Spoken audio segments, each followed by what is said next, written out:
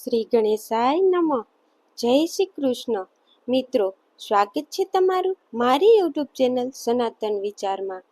મિત્રો, આજે આપણે જાણીશું અષાઢ વદ અમાસ એટલે કે દિવાસાનો દિવસ. આ દિવસે શરૂ થતું માં દશામાના વ્રત વિશે આપણે જાણીશું. તો મિત્રો, વિડીયોને અંત સુધી જુઓ અને સાંભળો. અને જો વિડીયો સારો લાગે તો લાઈક શેર કરવાનું ભૂલશો નહીં. તો ચાલો હવે આપણે વિડીયોમાં આગળ વધીએ. અષાઢ વદ અમાસ એટલે દિવાસાનો દિવસ.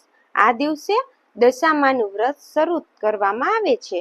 આ વખતે 24 જુલાઈ 2025 એટલે કે અષાઢ વદ અમાસના દિવસે આ વ્રતની શરૂઆત થશે અને શ્રાવણ સુદ નોમની તિથિ આ વ્રત પૂર્ણ થશે.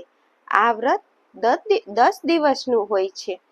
શ્રાવણ માસમાં 2 આઠમની તિથિઓ હોવાથી આ વ્રત નોમને દિવસે પૂર્ણ થશે.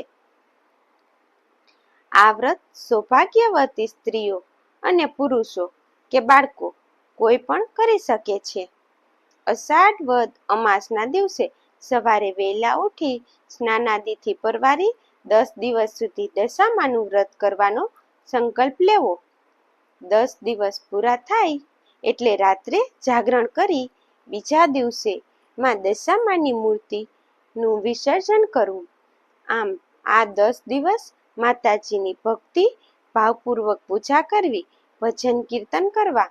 માં દશામાની કૃપાથી મનુષ્યના સર્વે રોગ દોષનું માં દશામાં નિવારણ કરે છે. મનુષ્યની આર્થિક શારીરિક પરિસ્થિતિમાં દશામાં સુધારે છે. માં દશામાની કૃપાથી રાહુ, કેતુ, મંગળ જેવા રોગનું નડતર પણ માં દશામાં દૂર કરે છે. મનુષ્યના રોગ દોષ સંકટોનો માં દશામાં નિવારણ કરે છે. મનુષ્યના જીવનમાં આવતી દરેક બાધા અને સંકટો માં દશામાનું આ વ્રત દૂર કરે છે. માની ભક્તિ ભાવપૂર્વક પૂજા પાઠ કરવાથી માં દશામાં દરેક ભક્તને ઉગારે છે. આ વ્રતમાં ઘણા લોકો નકોરડા ઉપવાસ કરે છે અને ઘણા એકટાણું કરીને આ વ્રત કરે છે.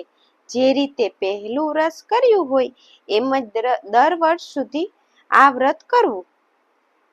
અષાઢ વદ અમાસના દિવસે આ વ્રત કરનારે માં દશામાની મૂર્તિનું સ્થાપન કરવું અને કાચા સૂતરના 10 તાતણા લઈ તેમાં 10 ગાંઠો વાળવી અને તેને હળદરથી રંગીને આ દોરાને પોતાના હાથ પર રક્ષા કવચ તરીકે બાંધવો.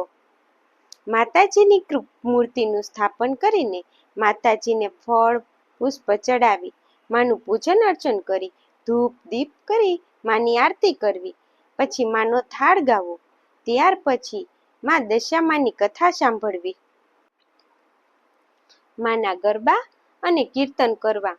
આમ 10 દિવસ માનું પૂજા પાઠ કરવું. 10મા દિવસે રાત્રે જાગરણ કરવું અને બીજે દિવસે માં દશામાની મૂર્તિને કોઈ પણ નદી કે તળાવમાં વિસર્જન કરવું. આમ વ્રત 10 વર્ષ કરવામાં આવે છે. આ વ્રત રાખવાથી માં દશામાં પ્રસન્ન થાય છે.